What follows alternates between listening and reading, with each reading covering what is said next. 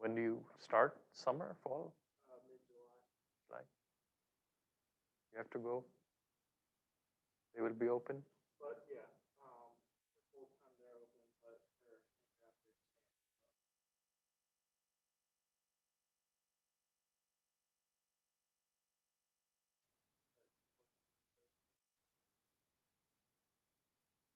You're from here? Yeah. You will not like. I'm gonna be interested.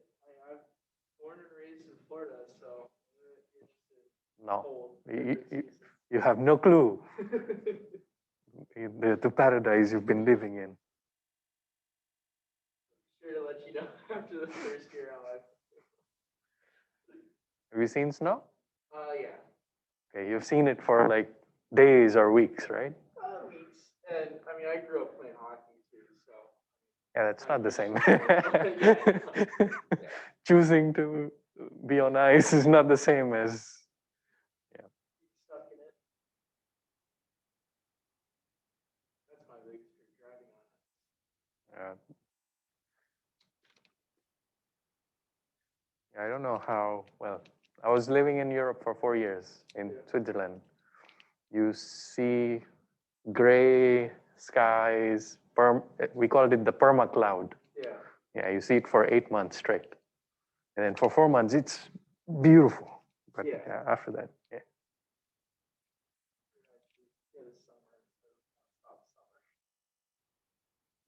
You think it's a bad thing, but you know, wait, just wait for 6 months. Okay. All right, guys.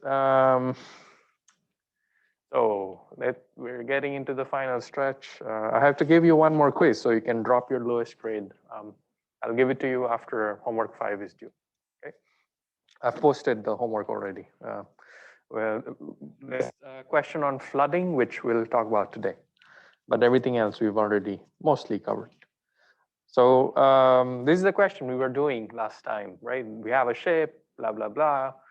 The water goes, the tide goes out, and you get grounded at some point. Then what happens?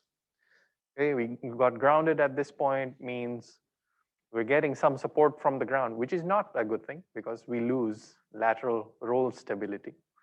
So we found out how much we lost. So GM effective, we just followed our formulas, and first we needed to figure out what is the reaction force we are getting, 80 ton.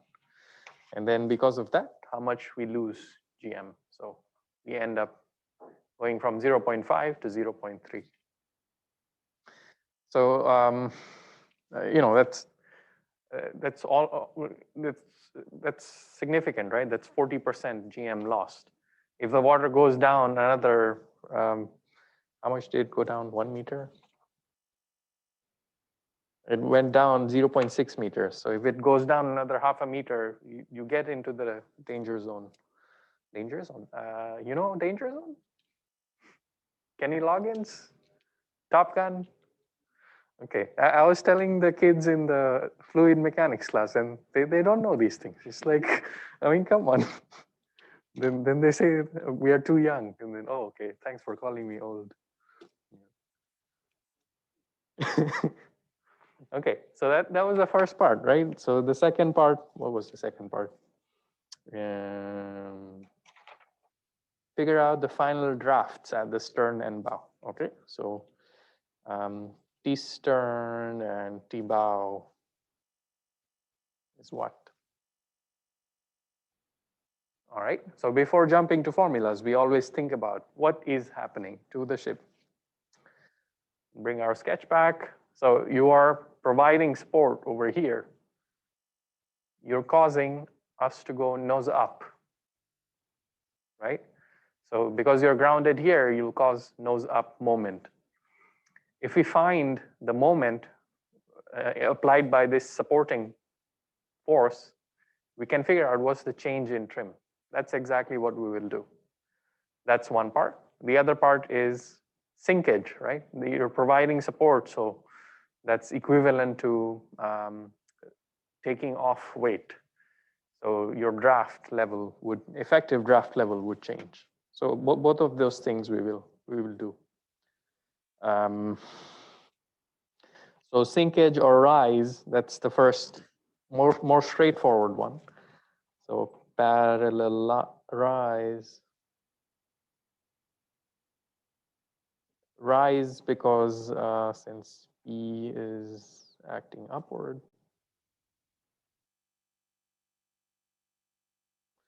Okay, to compute this, let's call this R, rise is R, and we know this is force divided by TPC.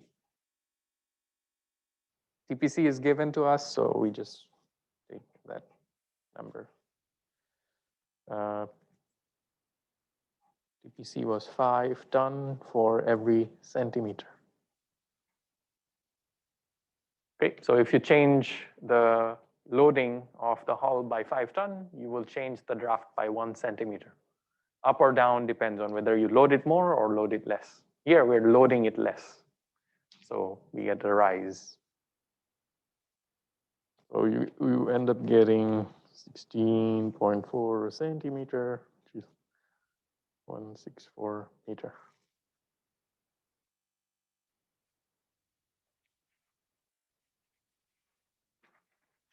Okay, so that's the more straightforward one, but for the other part, the nose up moment, we need to do a bit more. So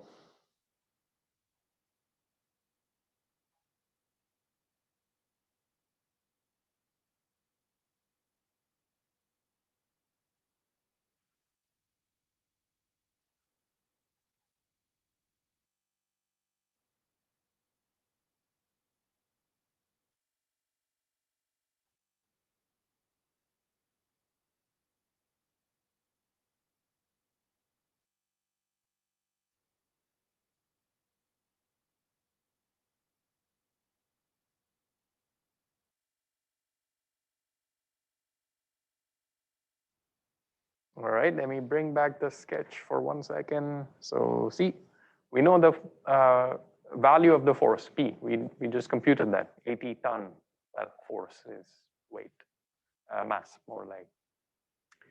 But if we know the value of P and we know the moment arm, that's our point of rotation. We know the moment arm, get the moment. So moment is E times 34 meter. And again, be careful with your units. You're absolutely fine if you want to change this to Newton.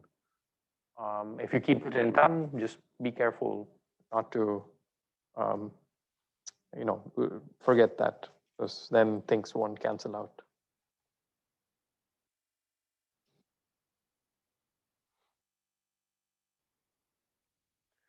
All right, we know the moment applied, and we also know to compute the change in trim due to this moment applied, we have d trim is moment applied divided by mCTC. This is given, so we just plug things in.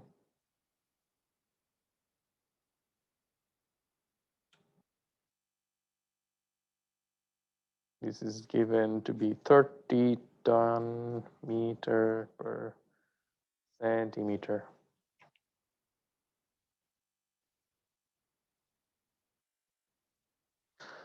All right, when you compute this, you get 92.7 centimeter or 0.927 meter.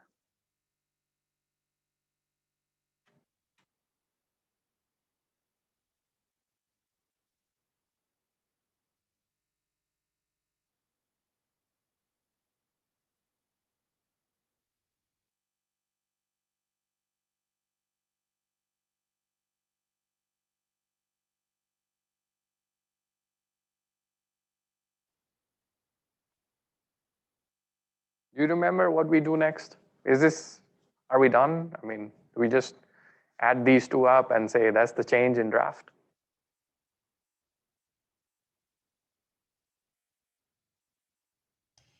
No, we have to figure out how much is in the stern draft and the bow draft.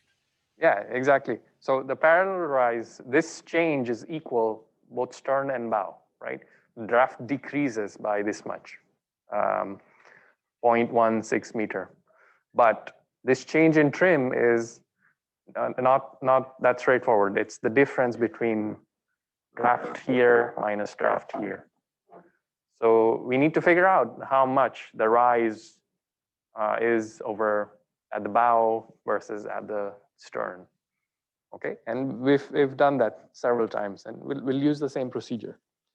So okay, remember this is nose up. So our water line will look like this.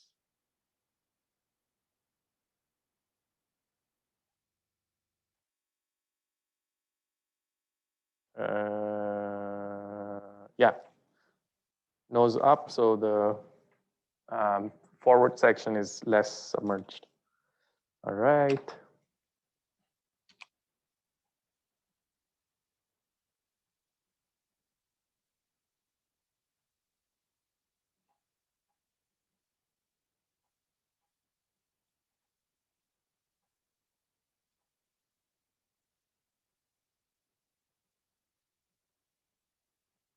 That's the total trim, and we need to figure out what is the DT forward and what is the DT aft.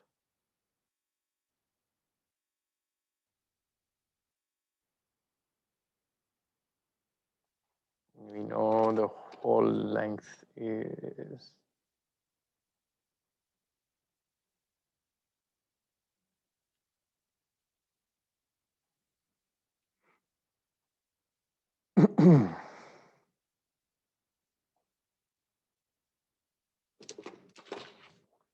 all right, simple trigonometry.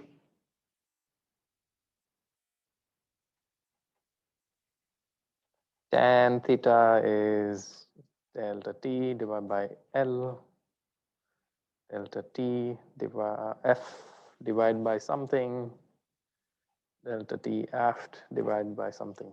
Okay, so something, we just need to figure out what is LCF. All right, this is LCF. What is LCF to forward distance? Let's see. If you look back at the old sketch, we see it is 35 meters.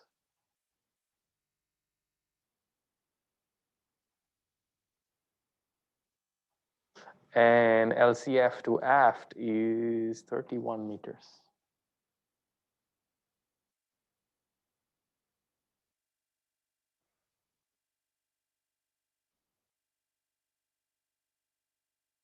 So you get the forward and aft. Forward is 35 times 0.927 divided by 66, 0.492 meters. And aft is 31, same.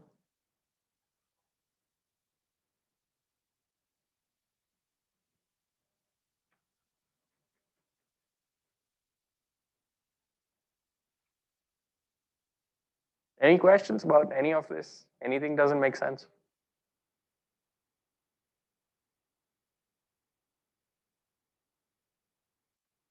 Okay. So now we have the change in the draft values. We can find what the final draft levels end up being. So T, let's do the forward first. So original, what was original? Original was, it says no trim. Okay, so no trim meaning both forward and aft were at 3 meters. Then we have two changes, one due to the trim introduced and one due to sinkage or rise. So you tell me, what should I do next? Let's talk about the rise first. What do I do with this number? Add it? Add TF to delta TF. Add TF.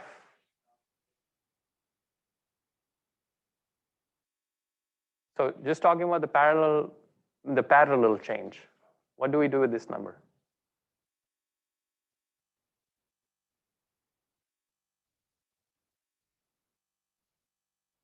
think about what's happening. Water level was at 3 meters.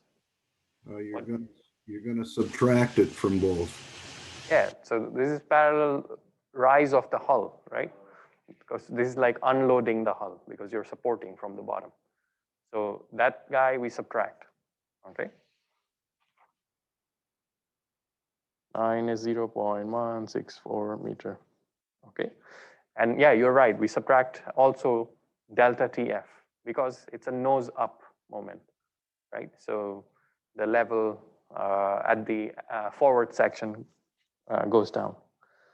And we do minus 0.492 meter, which is 2.34 meters.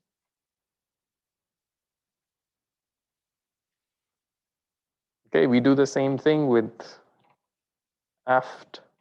So initial was 3 meters, 0.164. We again subtract because that's a whole hull change. That's a parallel rise of the hull.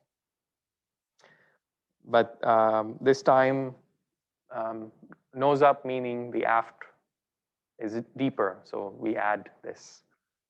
That's 0.435 meters.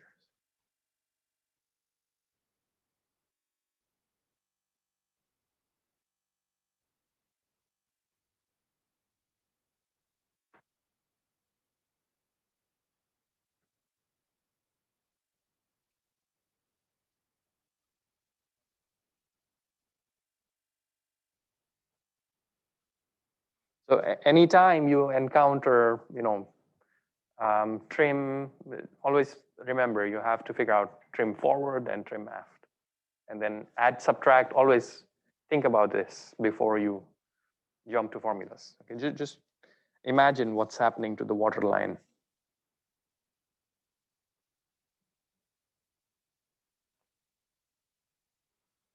All right, that was the second question. Find the final draft. So the third question was, what is the writing moment before and after grounding?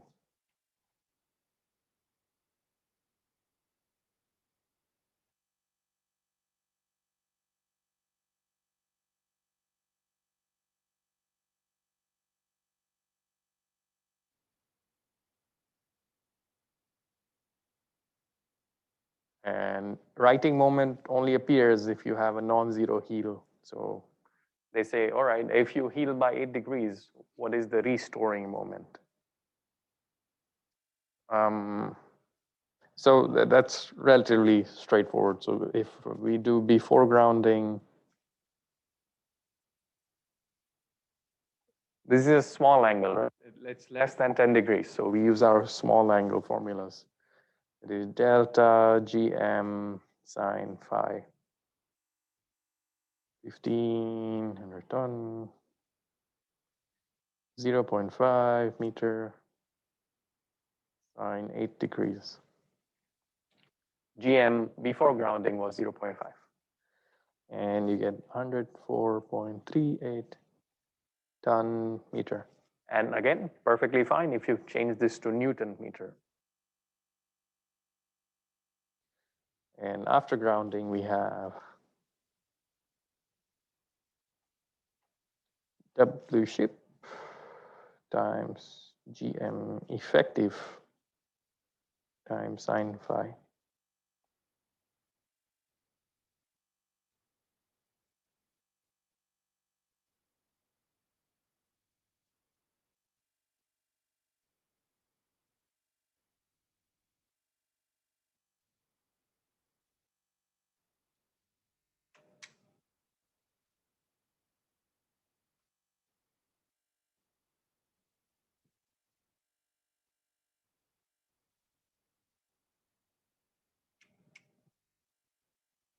So obviously you can see the restoring torque is lower after grounding. So you've lost stability.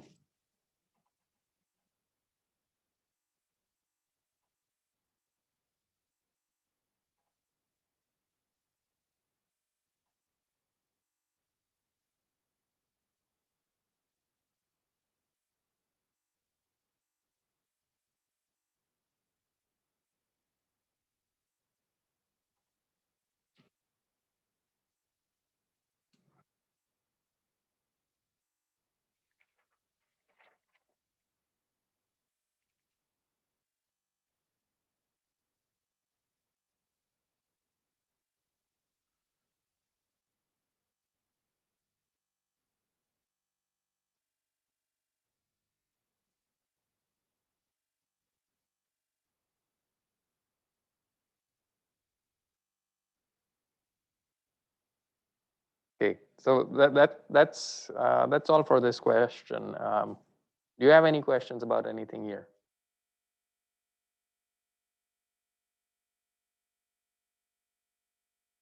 All right. So everything we've talked about up until now, we assume the hull doesn't get damaged, right? We hit ground, but fine, the hull stays intact. Now we'll talk about what happens if you do poke a hole into your hull. What will happen? Will the ship just sink? What do you expect to happen intuitively? Depends on the size of the hole, but long time ago, I was working with a commercial diving company. And they took a recording of a hull of a cargo vessel, and they actually had a hole, just the what you're talking about, and the ship still float, but won't pass inspection. I missed the last part. So what happened after it got the hole? Well, the company that I was working with many years ago have to record the hole, the hole of the vessel. So they saw the hole in the vessel, and they have to report it. The company didn't. The owner of the boat of the vessel didn't want to report it, but they had to because it's. Okay, so they knew they had a hole in the hull, but they didn't want to repair it. Okay. Yeah. All right.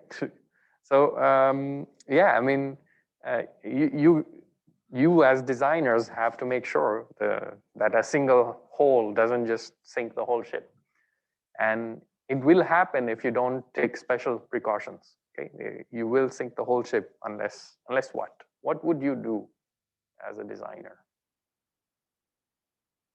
Take some super glue and patch up the hole. Compartmentalize the ship.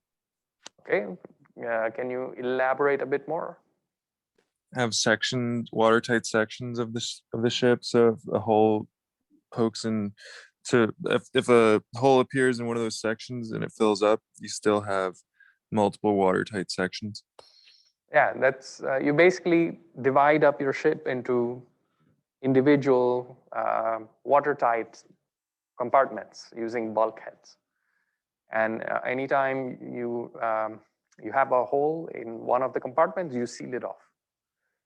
So all the flooding is contained in there. Everything else is still dry, so you still get buoyancy. So you stay afloat. Okay. So let's write a few things about that.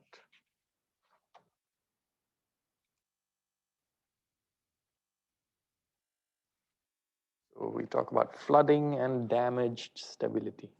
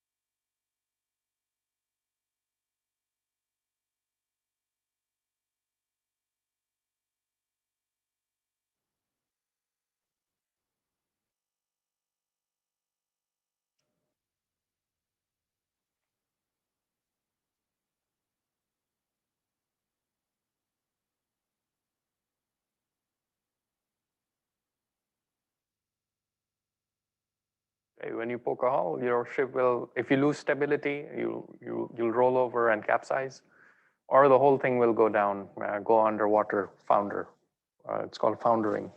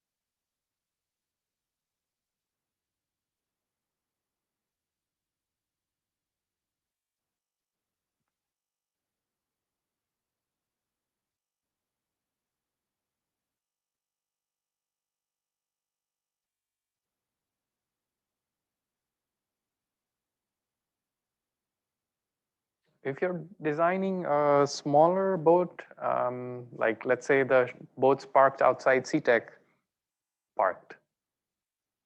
What do you call it? Boats are parked? Boats are moored? They're moored, right? They're docked. Oh, they're docked. What is moored?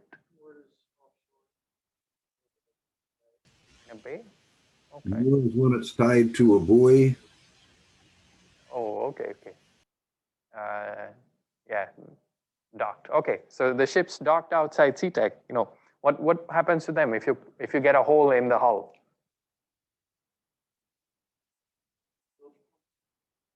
Yeah, you have to actively pump out the water. There's no way for them to stay afloat. I mean, they're not long enough for you to design watertight compartments. So they will sink unless you keep pumping out the water. The bigger cargo ships or military craft or even big cruise ships, you can do all of this. Use subsection it into watertight compartments. Okay, so let's say, I think you can use moored to mean tied to anything, actually. So it would be fine to say the boats were moored. okay, so docked or moored. All right, perfect. So suppose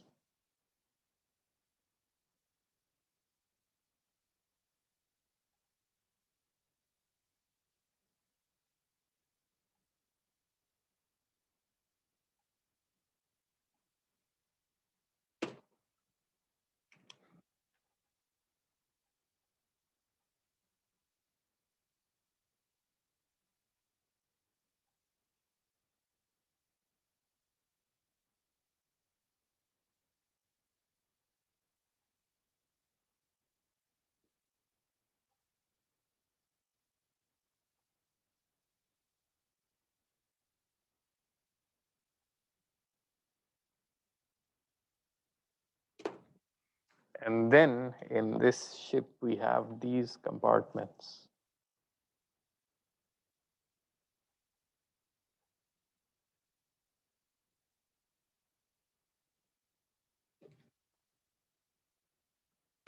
All right, and let's say you come and poke a hole over here.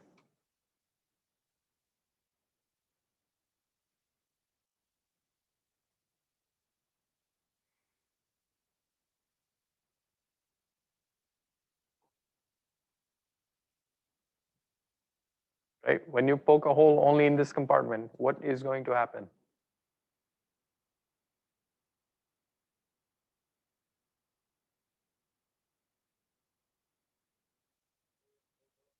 So you're saying this volume would fill up Up to the water. and then nothing happens? So think about, Water line would rise. okay, this would go up a bit, right? So the reason for that is when this compartment gets flooded, you have lost this volume. This doesn't contribute to buoyancy anymore, this part.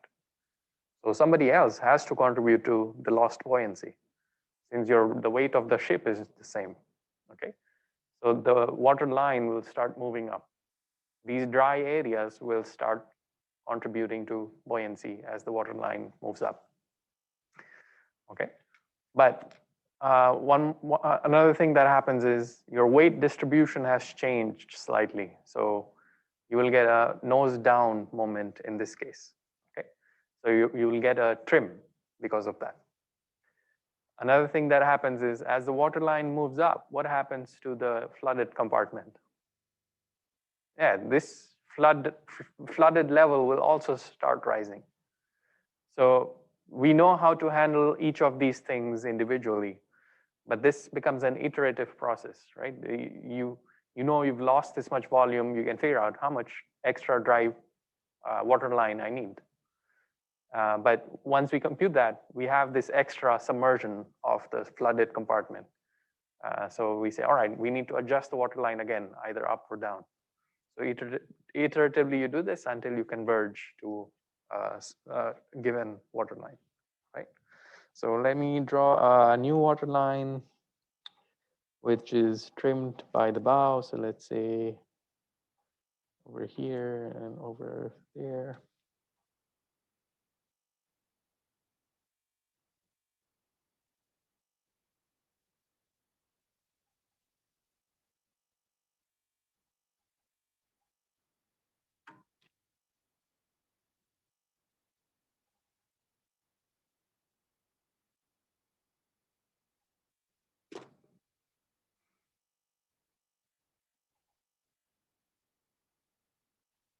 And of course, things are not to scale.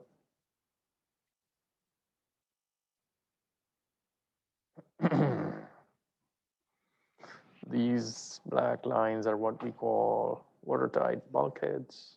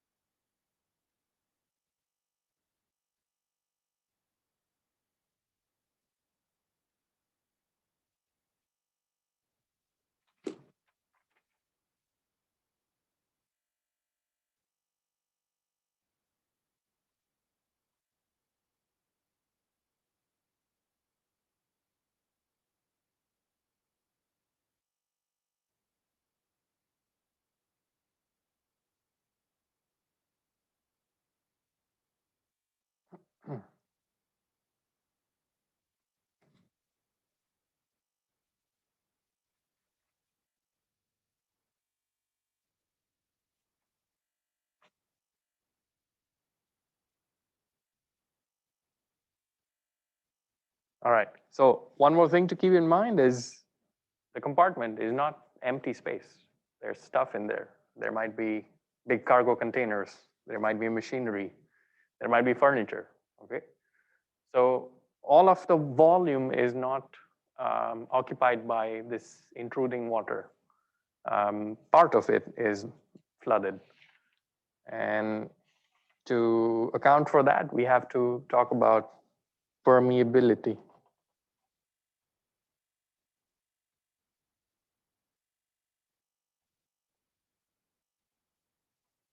It's basically the ratio of volume is floodable.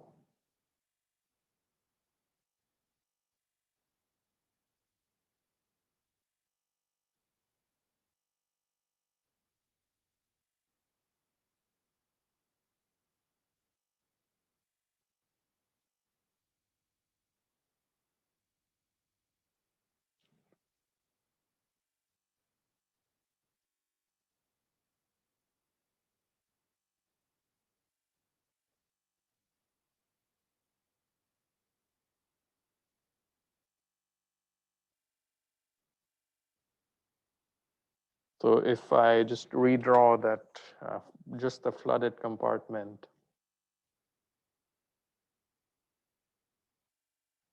and we say we have a huge container over here, and our hole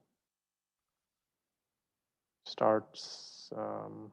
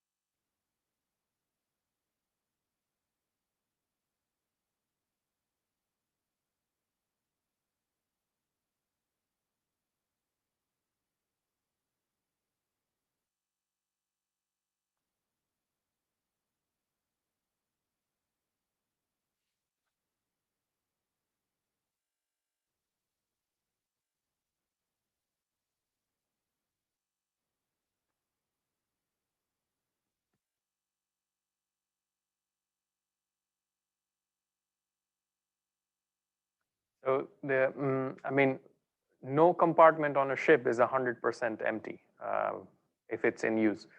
The most empty volume would be in places where people live and sleep. Okay, most of the cargo hold is mostly occupied by cargo. And if you have machinery occupying a lot of the space, that also prevents a lot of flooding. So most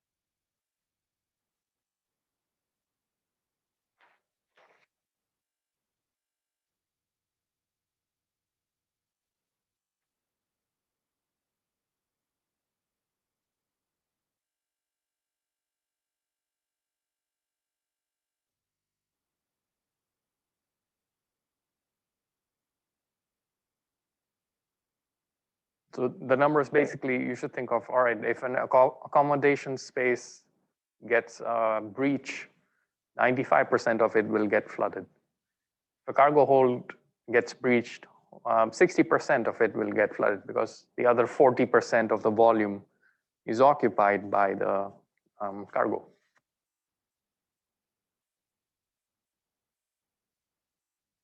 Okay, so once we know these things, which compartment got damaged, what is its permeability value, we can start computing things. So to calculate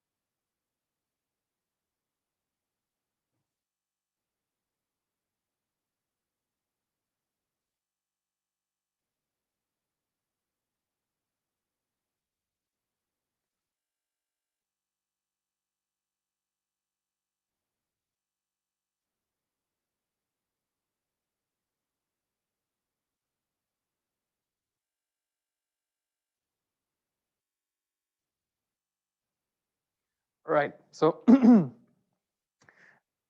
this is talking about the lost volume, but there's something else that's lost. When we talk about stability, what do we consider? We consider the water plane area. What is the water plane area? It's basically the area that is the dry part of the hull is cutting the water at. Now imagine one of the forward compartments gets flooded. You basically removed this part from your water plane area, okay? So when you do that, all our stability computations will change. So we also have to consider that.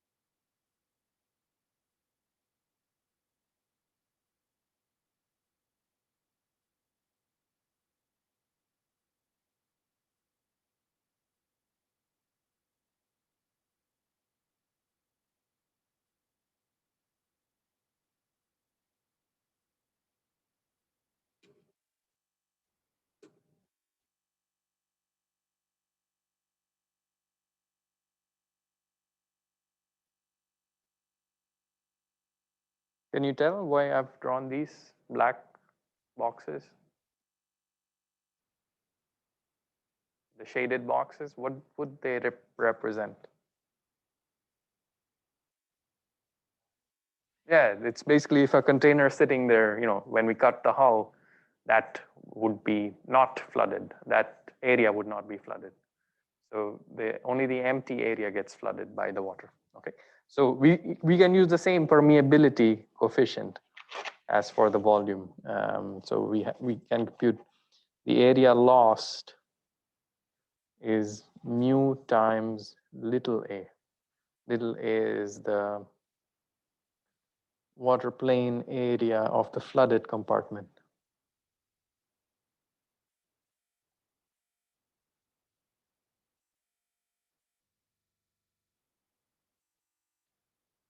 So basically, if you were to compute this area of this whole compartment, that would be little a.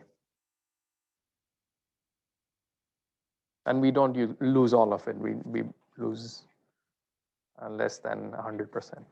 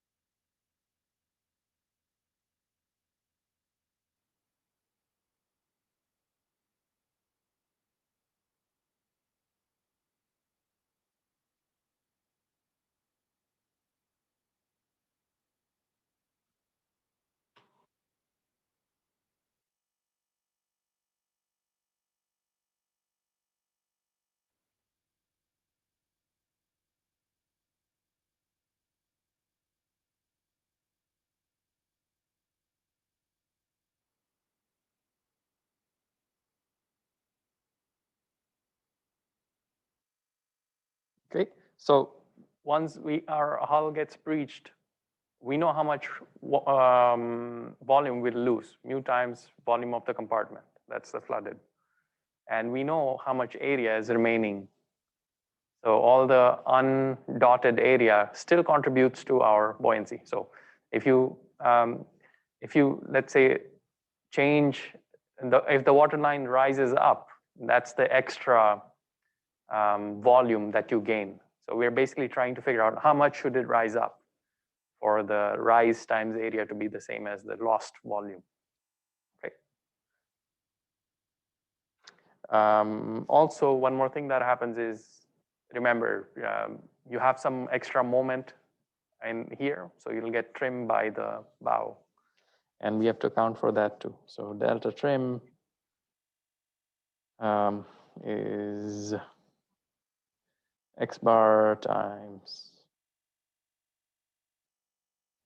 mu v compartment times rho times g.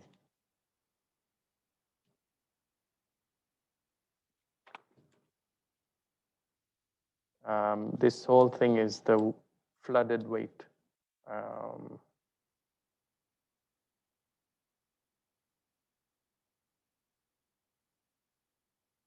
So it's like you've added extra weight, and if you know the moment arm, that gives you the moment on top. We'll do an example where all of this will become very clear. One more note here before we start the example: kg remains unchanged.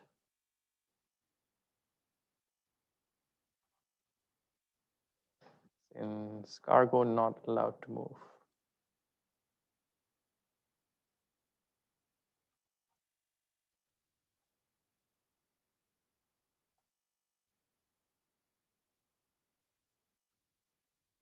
Okay, finish writing all that, take a breather, and then we'll start the example.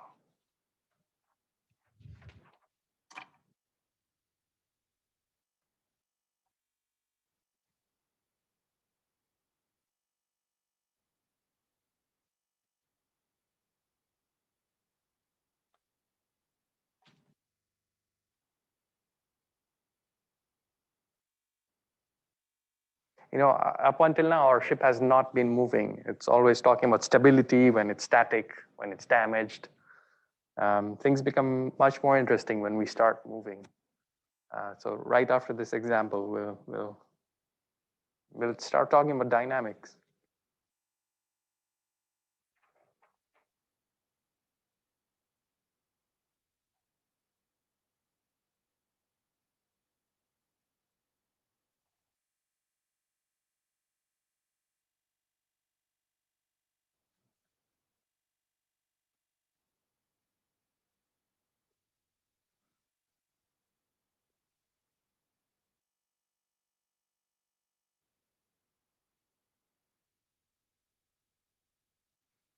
Okay, so we have a vessel.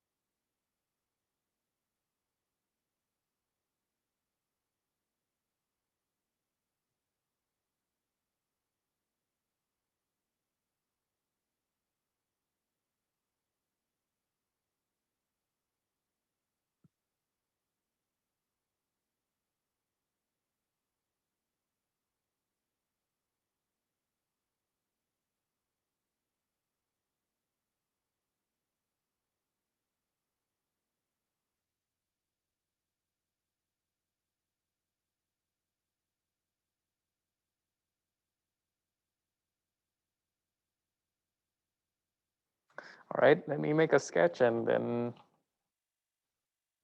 view. So we have basically a rectangular barge.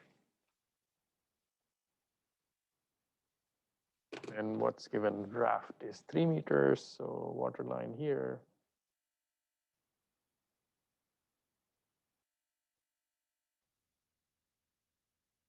Beam is 10. And length is 60. CG is here, so we have keel. G is here.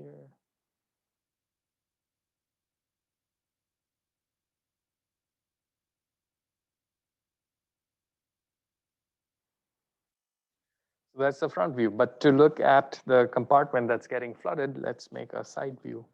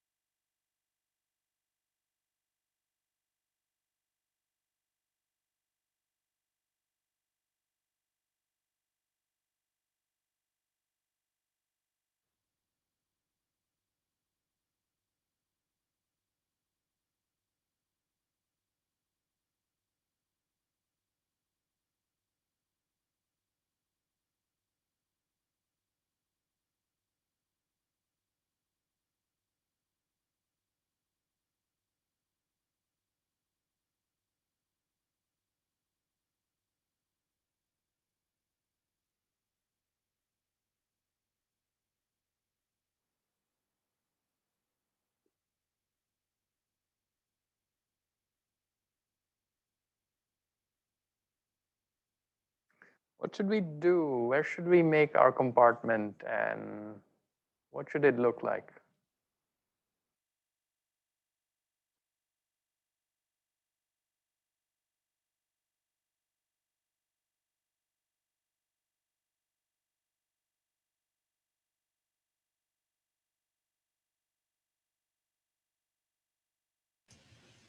I guess you would make the compartment to be 8 meters just aft of the forward parallel. So yeah, with the forward perpendicular, the compartment is 8 meters long, right? So we just need 8 meters of the forward section. So let's just drop a bulkhead around here, and let's say this is 8 meters.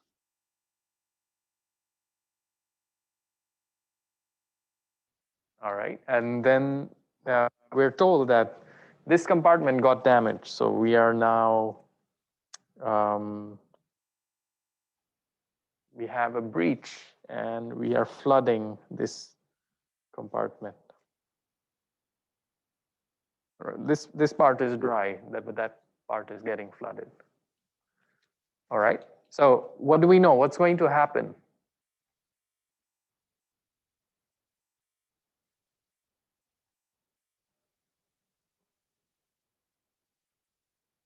Two things will happen. What two things?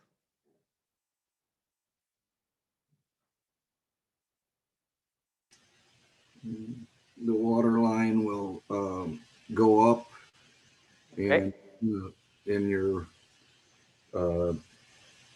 trim by the bow or whatever is going to increase. And yeah. And the first thing that happens is we have lost that much buoyancy. So we have to recover that by using this still dry part, right? So we know however much volume we lost in the red region has to be recovered by this gain in the blue region. And obviously you see there's a problem. Once we gain this blue region, there will be extra loss over here because this compartment is breached. So that's where the iterative part comes in. But we will do just one iteration. Okay. So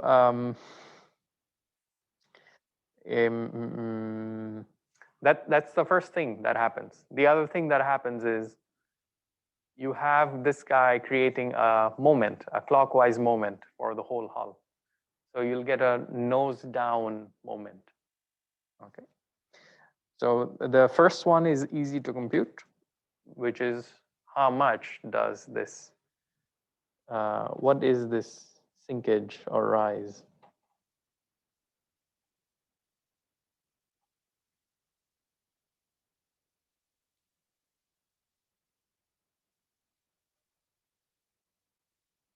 Not knowing any formulas, how would you compute this, the sinkage?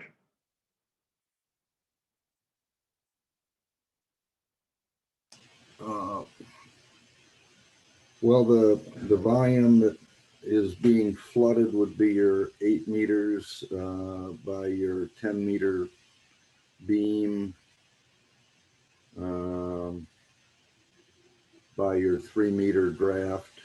Mm-hmm. And So that's the volume of this part has to, yeah. Yeah, so then that's got to be compensated for by 60 minus 8, which is 52 meters by 10 meters times whatever your sinkage is. So your would be the ratio of those. Yeah, exactly. So that's a very straightforward way of computing this. Compute how much volume we lost. We have this 8 by 3 by 10. That's the volume lost, and it has to exactly equal this volume gained. Sinkage times 52 times 10. 10 is the beam. So let's write that down exactly. So volume for equilibrium, volume lost has to be equal to volume gained.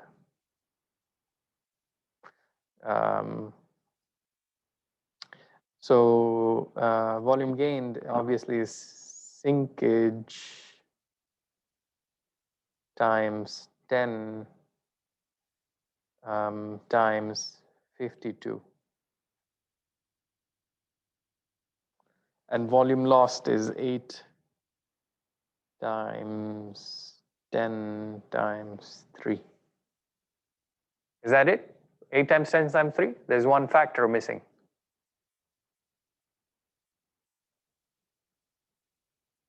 Remember, whenever we talk about volume lost, we don't assume everything is lost. Yeah, it'd be your permeability factor, but you said that it was empty, so. Correct. So mu you always keep here, but in this case, our compartment is empty. Mu is 100%, so mu is just 1. Okay, and this is equal to 1. And when you do all of this, you get sinkage is 0.46 meters.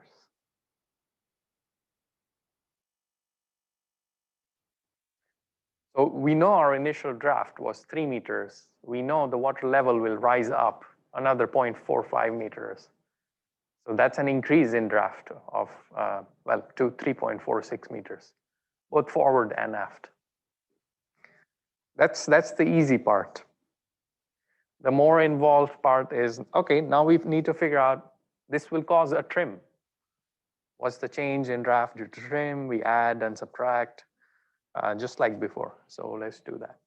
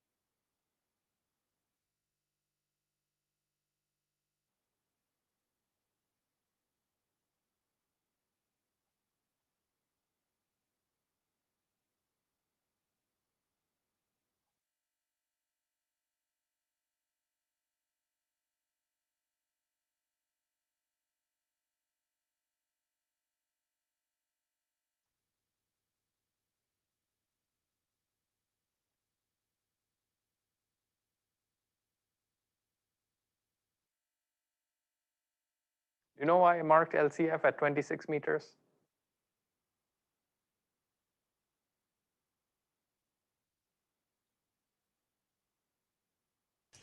Looks like you're taking away half of the flooded compartment. Yeah, if you remember the definition of LCF, what is it? It's the center of the area, right? The centroid of the water plane area. And since we have a perfectly rectangular barge, if we weren't flooded, along the length, the LCF would be exactly at 30 meters, halfway. But now, our flooded part doesn't count as a water plane area. We only have this section, the 52 meters. So this is why half of that is where my LCF will be located.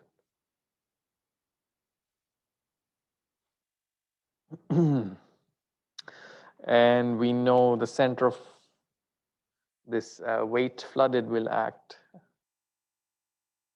here, 4 meters, 4 meters. All right. And this gives us our moment arm from the LCF to this point.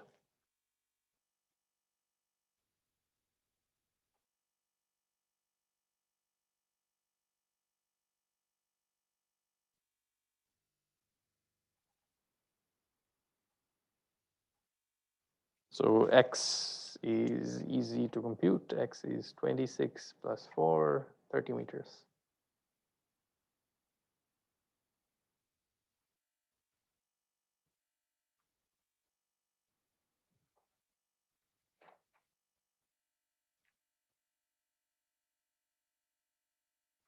And then to compute moment due to flooded water is what? Moment arm times force, which is X times W flooded. So 30 times W flooded is how much? Is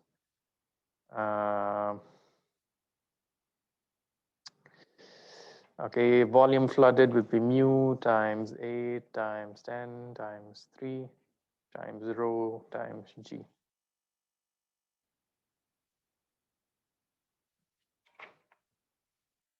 Okay, so you get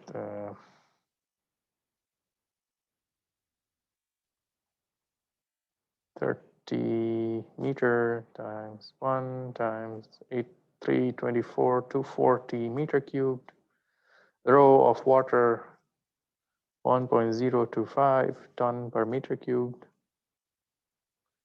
G 9.81 meter per second squared.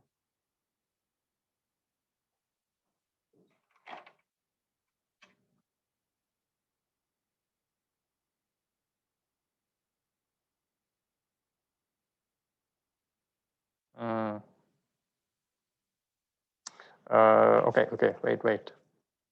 Don't do the rho G time thing.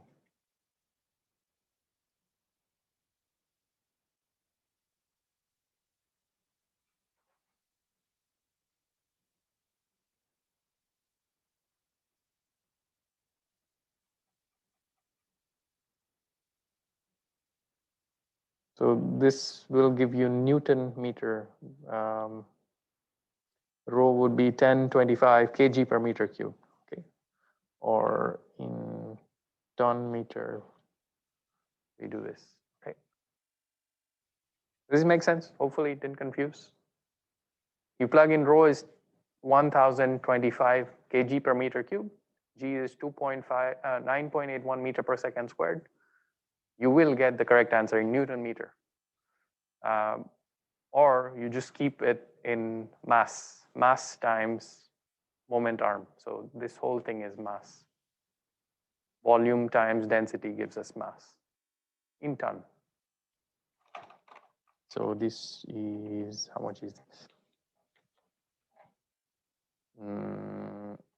Okay, I didn't compute what this is, but fine, whatever this number is.